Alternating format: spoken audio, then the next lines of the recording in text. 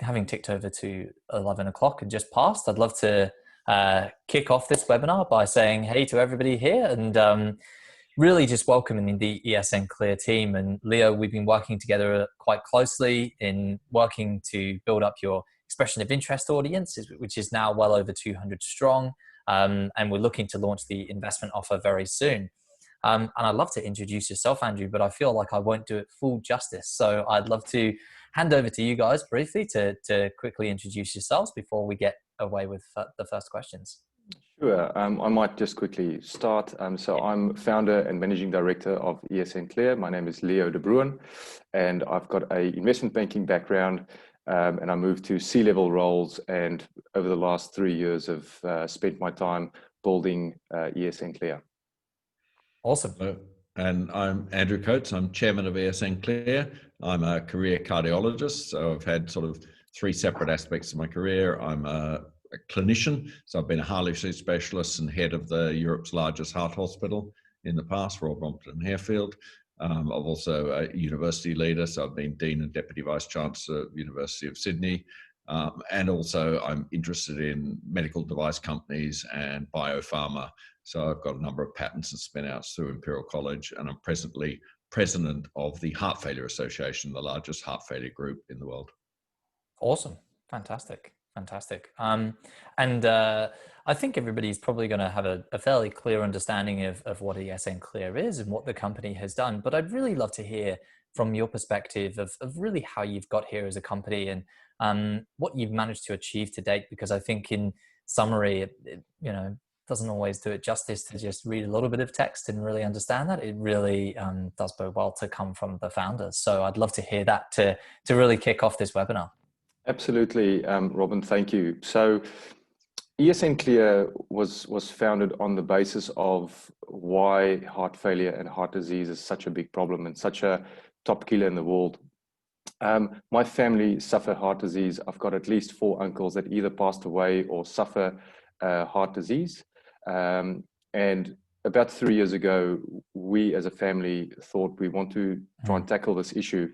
And we put a top team of scientists and engineers and doctors together to try and understand and tackle the issue. And we've built a prototype device that now can early detect this risk of heart failure, because essentially the problem that we are tackling is not diagnosing a disease that already exists, but to prevent it, so to detect it before it happens. And that's very important. So what we've achieved so far is we've got strong peer-reviewed science and we've developed a working prototype device. We've developed an app with an end-to-end software platform and a machine learning algorithm that's highly accurate, so 95.5% accurate. And we've developed IP on the specific biomarkers for this early risk detection. That's at PCT stage currently, pending review. And we also have a US patent to secure this drug device strategy, or lockout strategy as we call it, with Big Pharma. Fantastic. Did you want to add to that at all, Andrew? Yeah, I might mention heart failure is an interesting condition because it's not a single disease. It's the end stage of a lot of blood vessel and heart disease processes. So things we've heard about, angina, heart attacks, hypertension, diabetes, and even old age all lead to heart failure. And one of the problems we have is that heart failure is a condition of amazing success.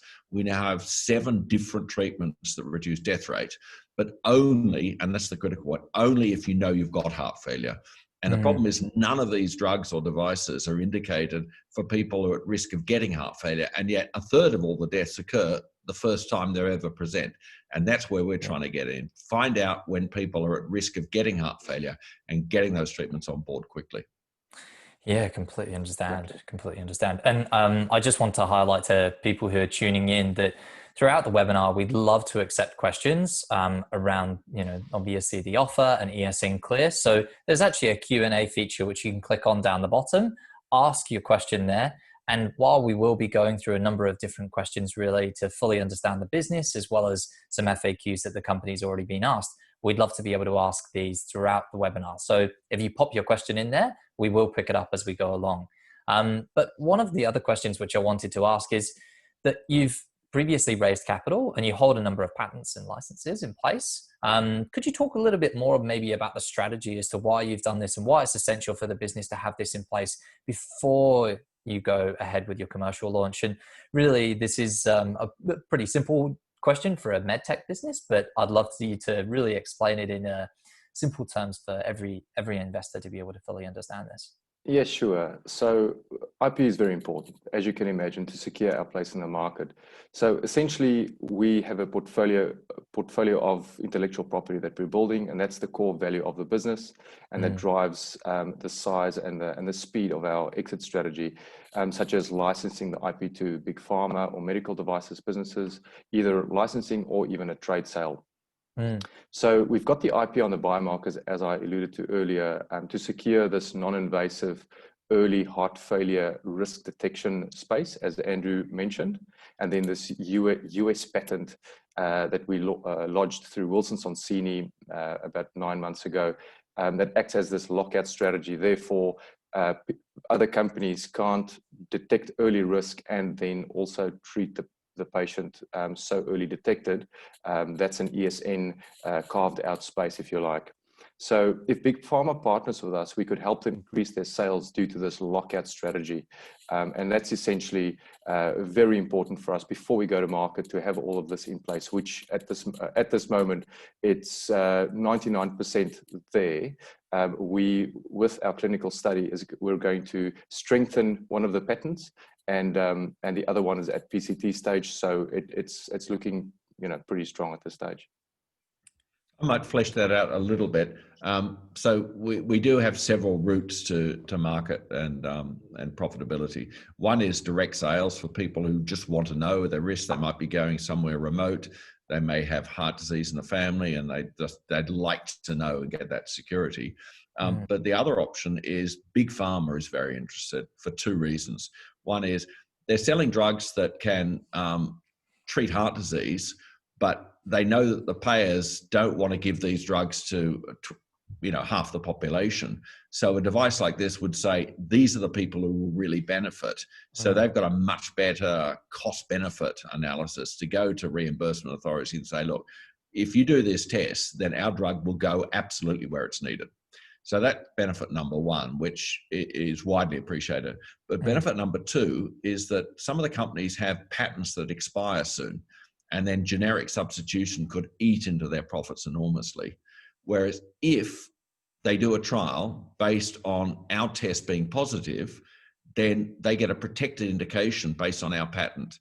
So if you choose one of these modern drugs like dapagliflozin or empagliflozin, if it's based on the fact that a patient's been detected because of an ESN clear test, then everyone's protected, the company's protected. No one can use an alternative agent or even generic version of their own based on that, because that's protected by our patent. So the combination of a patented diagnostic test actually gives an effective prolongation of the patent of the drug.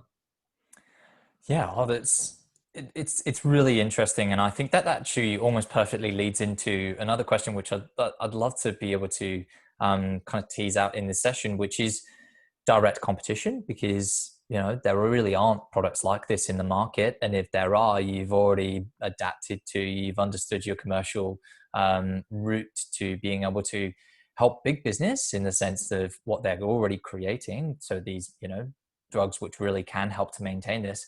But how would big pharma be selling these products before, and what routes were there to help people to really actually detect early onset heart failure?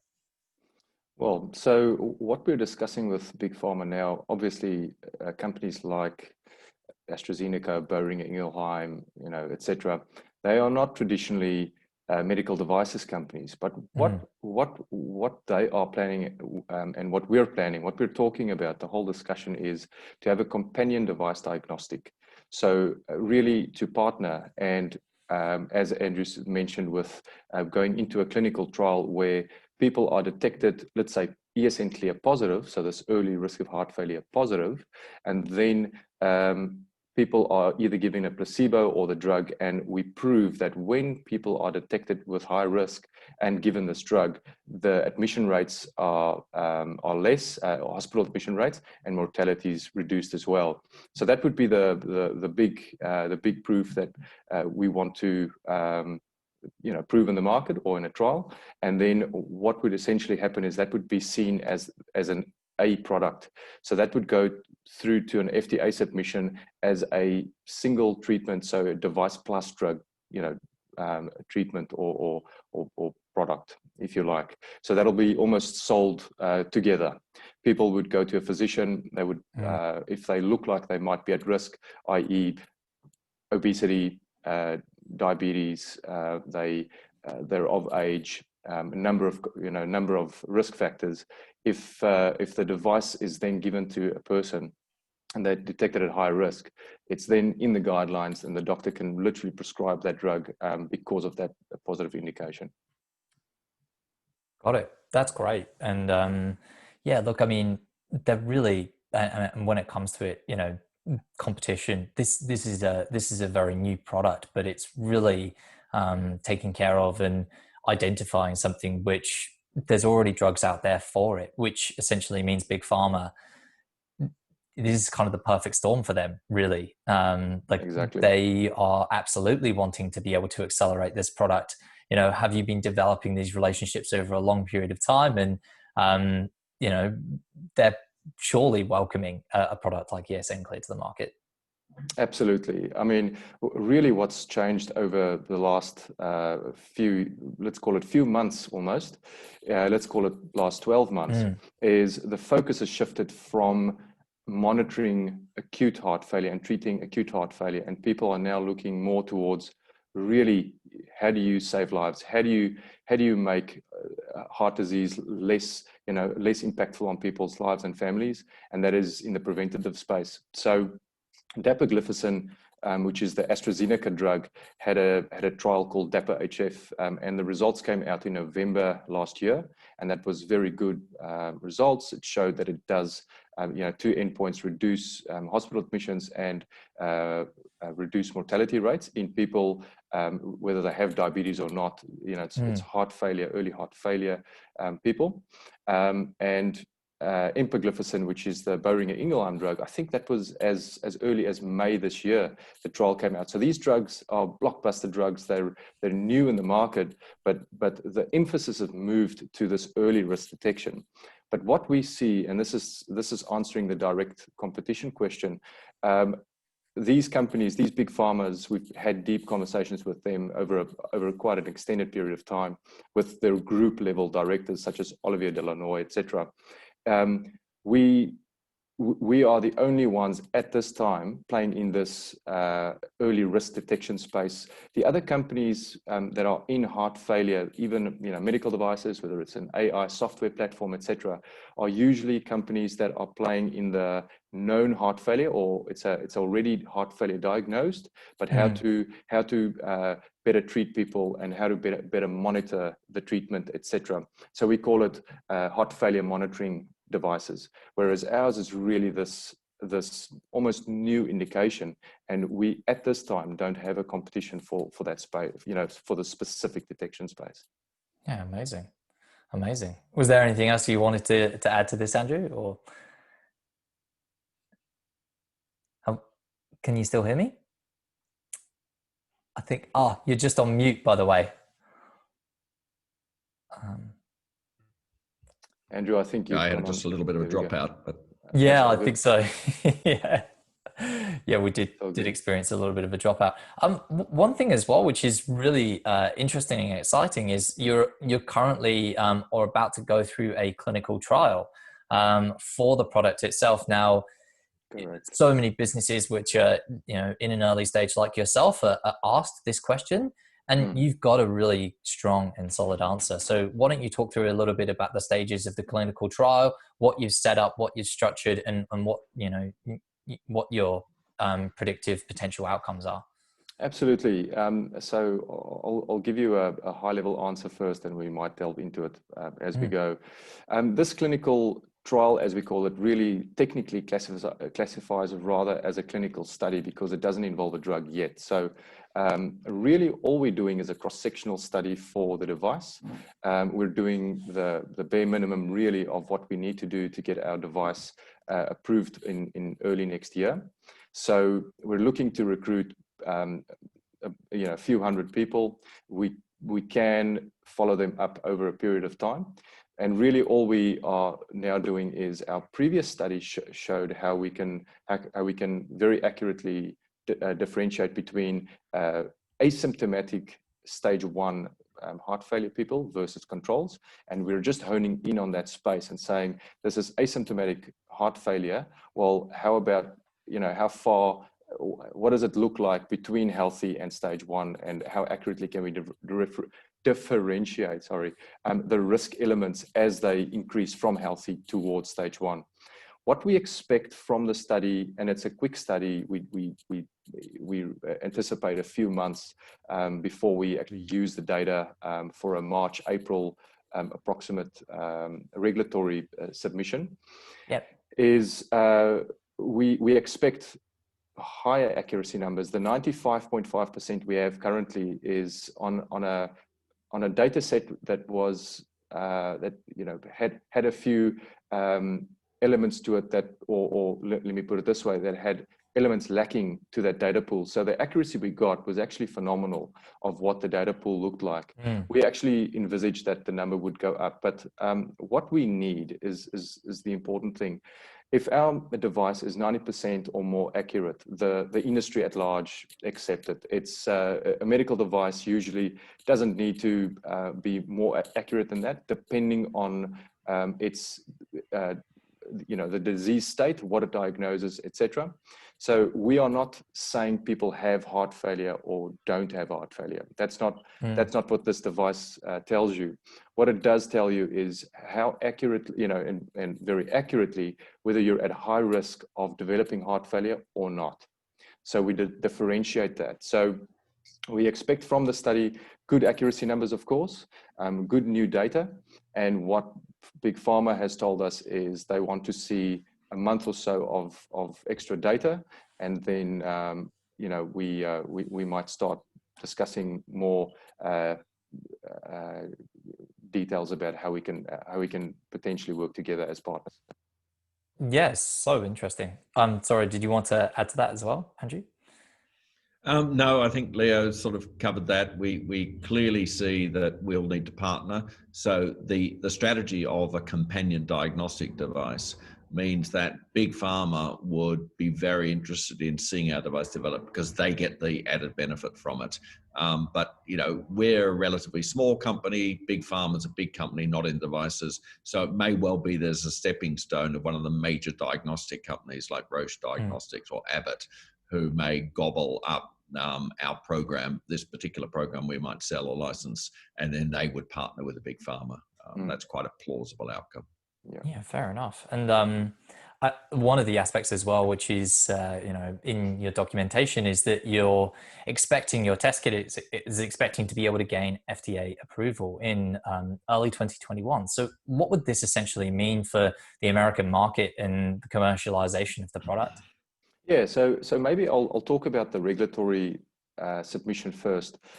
Because our kit will go to people, you can potentially pick it up from a pharmacy, but the result will still come from a physician. So the high risk indication would come from a physician. And due to this, our device, this collection vial kit, falls into a class 1 device, which means we file for FDA, TGA, with TGA being Australia, and CE, which is Europe.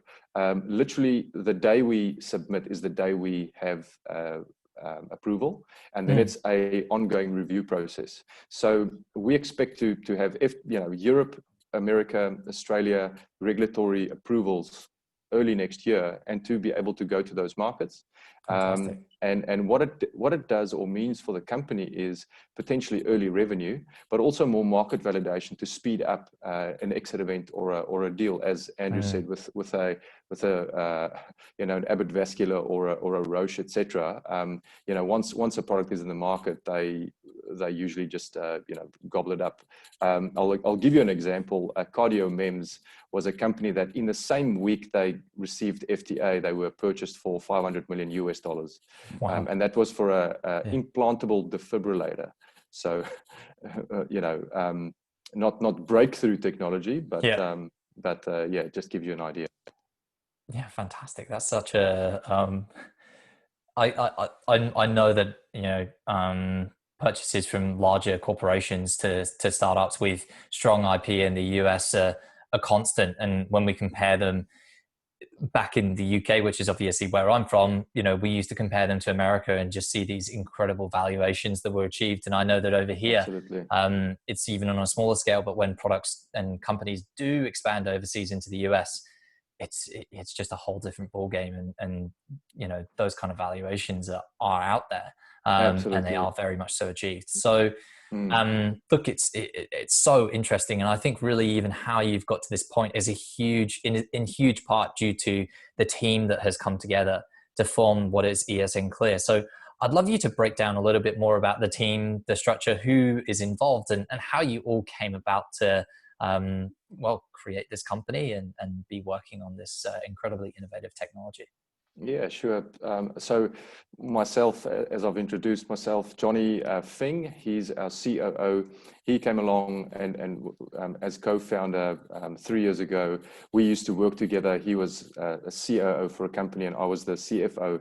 And we really liked working together, and ESN sort of was formed back in those days. He has over 20 years experience in licensing from Disney, Pixar, etc., between Walgreens, Walmart, and the likes. So very, very big logistics, retail licensing experience. Then we've got Gustav de Bruin or Gus. He's our CIO. He's actually got a very unique set of skills. He's got software and hardware integration skills. So he worked in the Life Sciences 4 project for Swinburne. So he's in the market. It's actually very hard qualifications and experience to get. We looked, for quite a number of months to find someone who can help us develop the prototype. And he was essentially the main person that put the electronics and designed the electronics of the device and put the electronics together. And we went out to many, many different big companies that charged or quoted us millions of dollars to do so. So it's a very unique skill set that he has. And so he's putting the product strategy and execution strategy together for us. So for the vial kit that we're rolling out in the market, he's looking at what this product is, what's the cheapest cost we can get this product at, etc. So working that out for us. Then Matt McNamara, who's a non-executive director, he's got about 30 years experience in healthcare, but of the 30 years, 10 years was spent at Big Pharma. So Johnson & Johnson, to name one. And then he's got about 20 years of experience within the biotech VC space, the venture capital space, of which 14 was as the CIO for one of the largest ones, Bioscience Managers. So, and Matt is really well known in the industry and is a big connector for us in healthcare, but so is Andrew, and Andrew has obviously introduced himself. Andrew came in about end of last year, start of this year, and same with Matt. He was a little bit later than Andrew. I think he came in at about February this year, where we really started getting traction in terms of partnerships, discussions with AstraZeneca, etc. And we realized, we're at a time where we had to get a professional board and a strong board together to really deal with the big end of town, in the right way. Yeah, great. And and I mean, Andrew, I don't know if you wanted to delve. You already introduced yourself and what you've achieved so far, so maybe there's not too much to add on to that. Well, I just want to say that friends and colleagues introduced me to ESN Clear, and I really like what they were doing because I'm a major heart failure figure, but also very interested in small to medium enterprises, spin-outs, IP commercialization, and patents. So this was a perfect mix. And for early conversations with Leo and the team, we came up with, I think, what's a compelling strategy which was niche and identified. So we went into a space that the big diagnostic companies just hadn't gone into. They were all diagnosing and staging heart failure. They weren't predicting heart failure, and that's the huge area that we just found there was an enormous opportunity for us. So we're laser focused now. Some of the challenges, we're a small team, and we have a platform technology that could be applied to other diseases and other spaces. So COVID came along, and there were plenty of opportunities to go for a COVID detector test. But no, we stayed laser focused on our first program, which is predicting heart failure and the benefits to be achieved. Yeah. And I mean, while COVID does get all the attention at the moment, more people have died from heart failure this year alone than people have died from COVID still. And so you still got to focus on the macro without getting too focused on the immediate. Absolutely. Yeah. But the nice thing about the model is we can out-license this first program and then reinvest some of the proceeds back into other programs in non-dilutive finance. So We're not a one-trick pony. No, exactly. And I think, just want to add a little bit to that is it's really a platform technology as well. So to then go and find, maybe additional markers, different markers, etc., for either different stage or spectrum of heart failure, maybe a later stage, or then a new disease entirely, maybe prostate cancer or breast cancer or, some sort of a different disease, maybe even Alzheimer's. We could definitely go into it. It requires additional funding to not be just laser focused on the one device, but that's essentially what we look to do in the future. Yeah, or just one example, half of all heart failure is a thing called HFpEF, where the heart isn't large, it's small, and there's no accurate diagnostic test for that at all. Yeah. So that's just a huge opportunity. It would require just a slight change in our focus, and we could open up a whole new market. Absolutely. Yeah, wow. It almost seems like this perfect storm of a product which you've worked on, created, which already has drugs in circulation, which Big Pharma are offering for the consumer. So ultimately, it doesn't seem obvious, what challenges you're going to have to overcome as a business. So I'd really love to understand what actual challenges you do anticipate having in the future as a result of your growth, and what milestones that you kind of perceive that you're going to have to overcome. And obviously, in turn, that's really going to tie into what you think the future looks like for ESN Clear. Well, I think the initial strategy, ESN had before Andrew came along was very much detecting as early as possible, but detecting heart failure, and then in some meaningful way add value to pharma or to medical devices companies or health insurers. Not laser sure how to do that. And when Andrew came along, he advises many of the big pharma on their clinical trials. Big figure in the heart failure space, knows who's doing what, and he really just changed and sort of repositioned the company's strategy to this extreme value. And as you say, perfect storm. Well, yes, it is. If it wasn't for the dapagliflozin, empagliflozin, this SGLT2 inhibitor drug class development over the last 12 months, then we wouldn't be in this extreme, value seat as we are today. It's not like 3 years ago we planned for this exact value chain. It progressed and happened. So I like to say, roll with the punches. Well, if you get the right team members on board, people that understand the market, you're able to swing, to the right strategic pathways to increase the value. Sorry, Robin, I've missed one of your elements of your question. No, you were really talking about how it almost does seem like a perfect storm, but you've kind of rolled through and rolled with the punches and grown. And yes, while the pharmaceutical industry has kind of released these drugs which do help, and that does seem like the perfect time for ESN Clear. I was really keen to understand what you perceive some of the challenges for ESN Clear to be, and what you're going to have to overcome.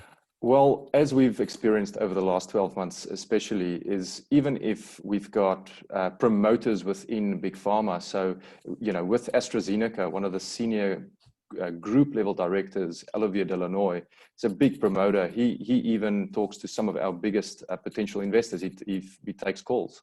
So he's a big promoter for the company. They really want to do something meaningful with ESN Clear, but it's a very large organization.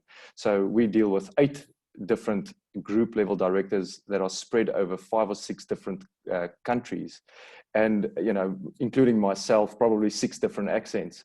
So it is quite a big bureaucracy that you need to work with. And I think if from where we sit at the moment, it's not so much technological challenges, it's more just working with pharma and big pharma to get speed to market. That is very important, because if you go at their pace, it might take us twice as long as what we want the product to hit the market. So we see that as a challenge, not necessarily a big challenge, but it's something that we need to constantly be cognizant of and manage.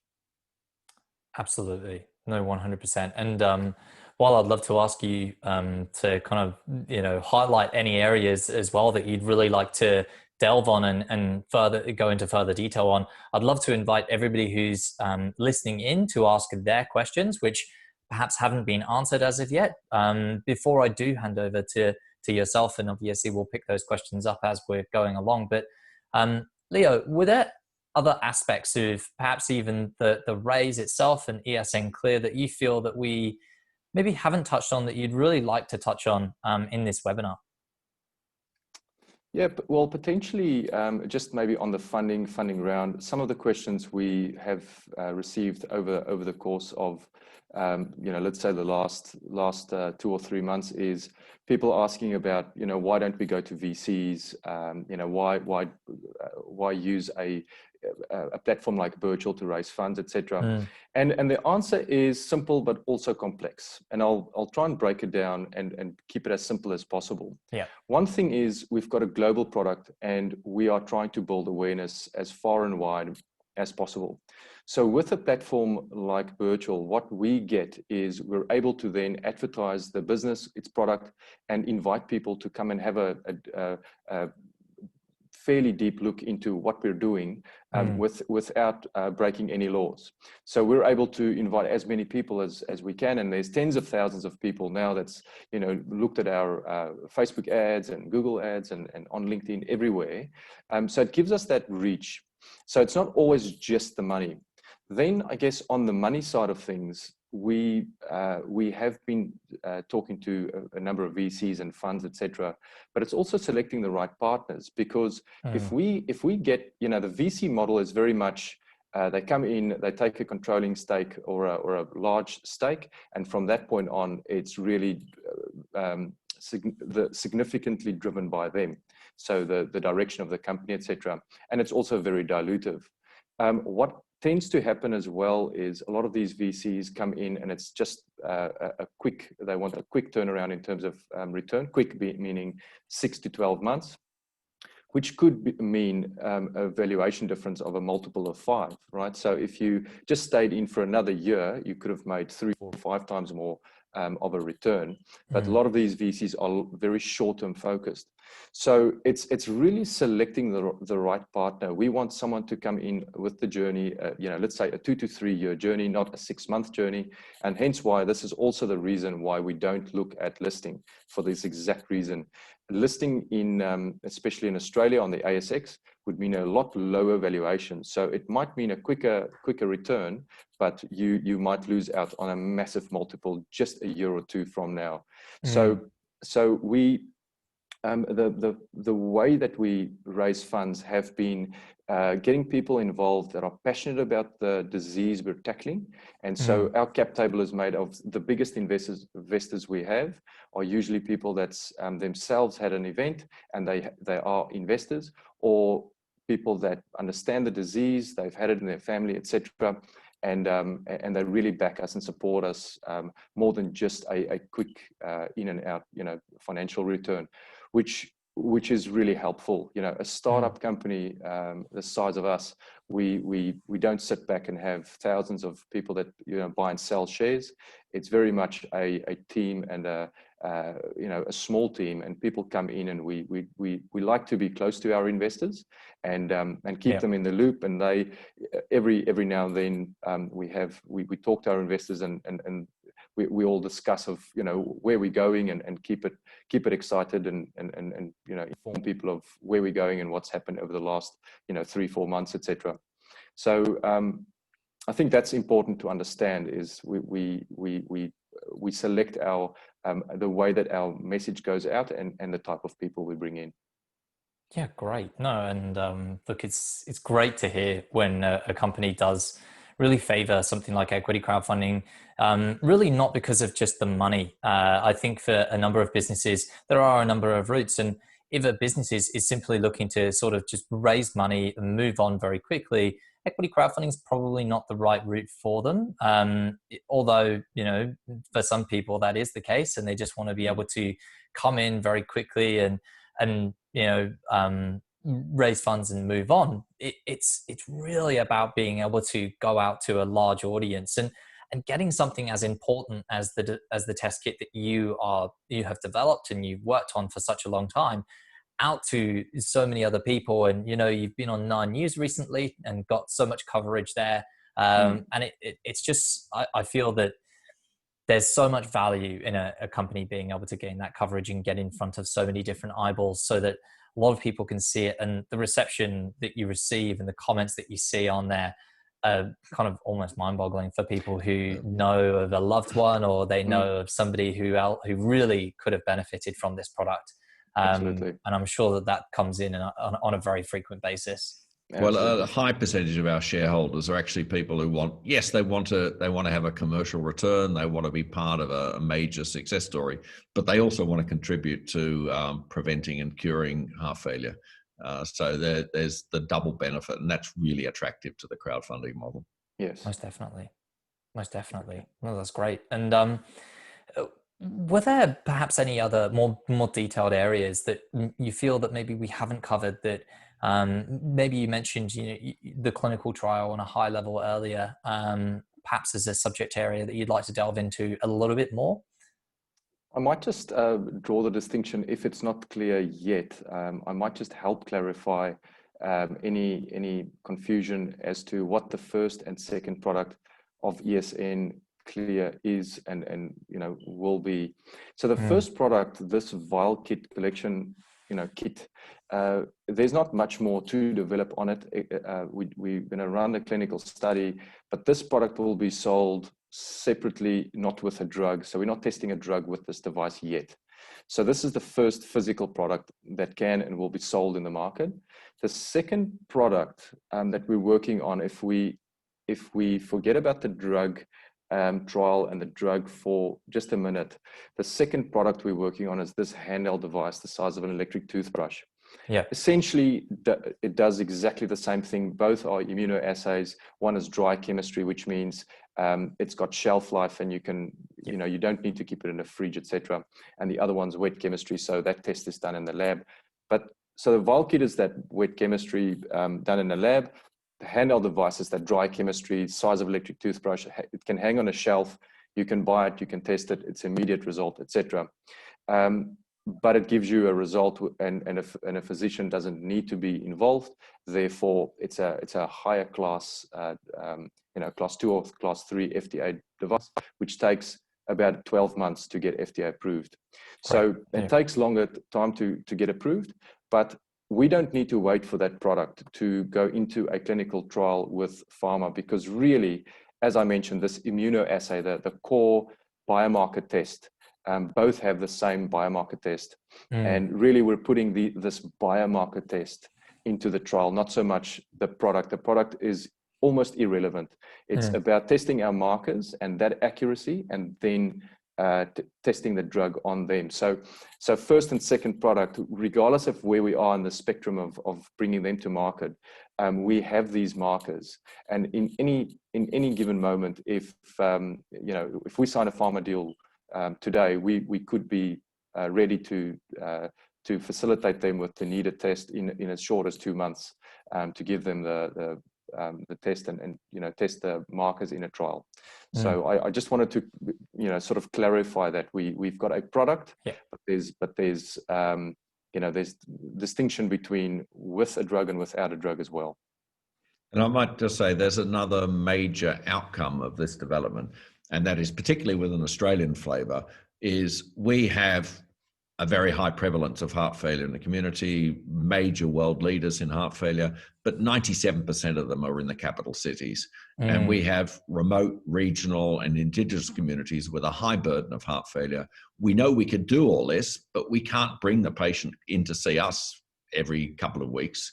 So if we can embed these long shelf life devices, they can test it, regardless of where they are. They can test it. It can be sent by Bluetooth or other technology. And I can sit in the capital city office and say, that person needs to increase the dose of frusemide or take more dapagliflozin, or that person does need to come to a hospital without losing track of them and without costing a fortune, disrupting their home life. So there's huge possibilities for the Australian system. No, absolutely. I think it's so interesting, especially when you break that down. And we've actually had a question here from Ashley, who's asked if this is a product that a local GP will recommend for their patients. And is this a product that a doctor in a hospital will use to help identify issues with their inpatients? Yeah, I might come in here. The local GP, yes, there are multiple uses. So local GP is likely, first of all, to say, look, I've got 500 people with diabetes and all of them are at risk of heart failure, but it's not a huge risk. It's just, it's 5 times above everyone else. And I can't afford to see them all and give them all dapagliflozin or empagliflozin. I really want to know where the rich is. So they just say to the practice nurse, look, put one of these out in the waiting room, and then we'll test the people. And I just get the positive results and I bring them in and I say, well, look, you're the one I need to concentrate. So that's one. Yeah. And the second use is they'd say to, an elderly patient, look, you've been in and out of hospital 4 times this year and it's a disaster for you and it's dangerous and scary. Why don't we get you to take this at home and you can monitor it every couple of days and I can keep tabs on you. And so they're 2 immediate uses.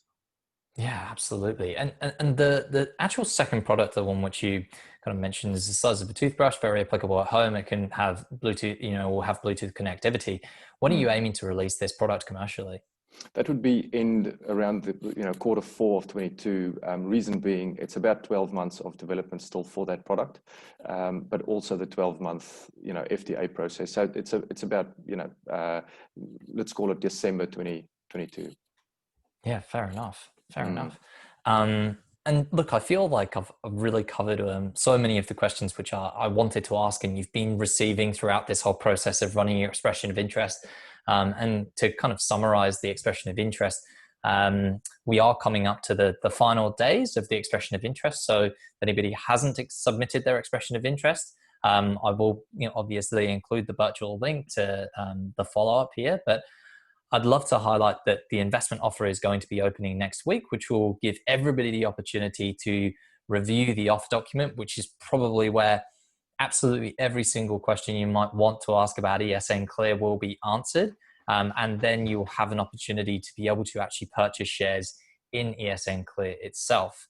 And so, look, we don't have any more questions which have come through the Q&A. If you've got any final ones, please do send them through right now. But Leo and Andrew, if there's anything else that you wanted to cover off and finish with, then I'd love you to kind of summarize what you'd like to say.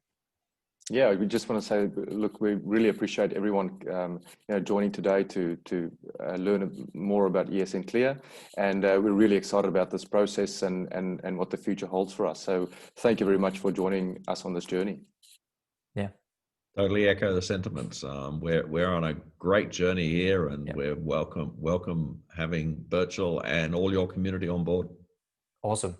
No, it's been fantastic, and I can't wait to be opening up this offer next week, and really just seeing all these investors be able to come in and own a small part of the business itself, because there are so many emotional ties to it, as well as the potential huge commercial gain. And I think that's what I personally love about working with businesses like yours, who really do want those investors, not only for commercial gain, but also because they want to be able to grow with them and have them come in and own a piece of the business, which they really feel very personally connected to. So thank you very much, guys. It's been fantastic. And thanks to everybody who's joined in today. If you would love to watch the episode again, I will absolutely be following up with a link for that. So yeah, then you can watch it at any time. So thanks very much, everyone. Enjoy the rest of the day. Okay. Thank you. Take care. Bye-bye.